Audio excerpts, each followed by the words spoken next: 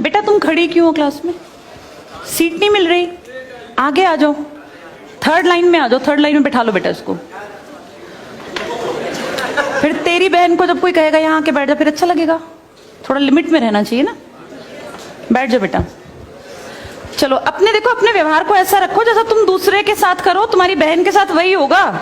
यहाँ नहीं, जहां वो कॉलेज में जाएगी वहां होगा, बस में होगा, ऑटो में होगा। समाज सबसे मिलके बनता है। तुम घटिया हो ना किसी के लिए, तो तुम्हारी बहन के लिए 100% कोई ना कोई घटिया। भगवान जो है कर्मा रिटर्न्स बैक है, ये सीधी थ्योरी है ये। और ये मैं अपने लिए भी मानती हूँ, मैं अपनी बेटी के लिए भी मानती हूँ।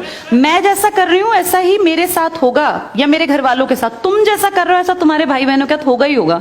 हम किसी भी बेटी के साथ गलत करेंगे ना, तो अपने आप को इसके लिए तैयार रखना कि मेरी बहन भी पढ़ने निकलेगी। आज छोटी है तो कल निकलेगी। चाचा की बेटी, मामा की बेटी, ऐसा नहीं कोई घर में रिश्ते ही ना हो, माँ भी तो होगी।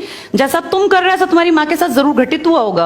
अब तुम कर रहे हो, बड़े अच्छे कई एड्स हैं, उसमें एक जवान लड़का ना सीटी बजा रहा होता है, तो उसकी माँ, देखा है तुम लोगों ने वो? उसकी माँ कहती है बेटा मत कर। तुम्हारी उम्र का था वो लड़का, उसकी माँ लगा लो मेरी एज की, मुझसे 2-4 साल बड़ी होगी, क्योंकि जो बच्चे 20 के हैं उनके माँ 40-45, उनकी माँ 45 साल तक की होती हैं। तो लगातार सीटियां बजा रहा है, उसकी माँ उसको कहती है बेटा मत कर। वो इरिटेट हो जाती है, तो फील करता है कि मेरी माँ ऐसा क्यों, मतलब क्यों चिढ़ रही है सीटी बजाने से, घर में बैठ के बजा रहा था सीटी।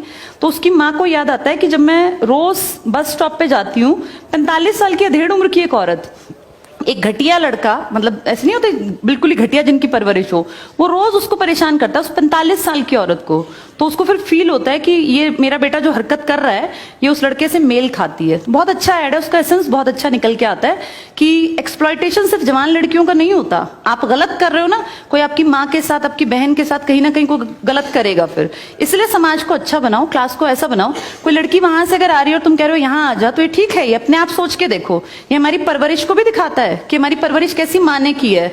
अपनी बेटियों को जितने हम संस्कार देते हैं ना, उससे ज्यादा बेटों को देने चाहिए, क्योंकि गलत करने वाले लड़के ही तो है ना, किसी के प्रति गलत कमेंट करने वाले। ये ठीक नहीं होता। इतने काबिल बनो कि कोई तुम्हारे साथ बैठना चाहे। तुम्हें ये कहना पड़ रहा है कि यहाँ के बैठ जाओ, तुम कोई वो छिछोरे 70-80 के दशक के लड़के थोड़ी ना हो, पढ़े लिखे 21वीं-22वीं सदी के लड़के बैठे हो। तुम कोई बच्चे नहीं हो। अब अपने व्यवहार को इतना अच्छा बनाओ, क्योंकि जब गलत बात बोलो ना तो ये सोच के बोलना कि मेरे घर में जो औरत है ना उसको ये सहना पड़ रहा है कहीं ना कहीं। तुम ही लोगों ने समाज बना रखा है, इसको घटिया बना लो चाहे अच्छा बनाओगे तो पूरा समाज अच्छा बन जाएगा। घटिया बनाओगे तो तुम्हारी माँ को भी 100% सुनना पड़ता होगा, क्योंकि ये कर्म है, ये किसी को नहीं छोड़ते। तुम सबको चार दीवारी में नहीं रख पाओगे। तुम्हारी माँ को भी कहीं ना कहीं बाहर निकलना पड़ता है, चाहे वो मार्केट सब्जी लेने जाती हो, गांव में रहते हो तो गली में तो निकलती है ना, उसको भी सुनना पड़ता होगा, क्योंकि समाज बनाने वाले तुम ही लोग हो।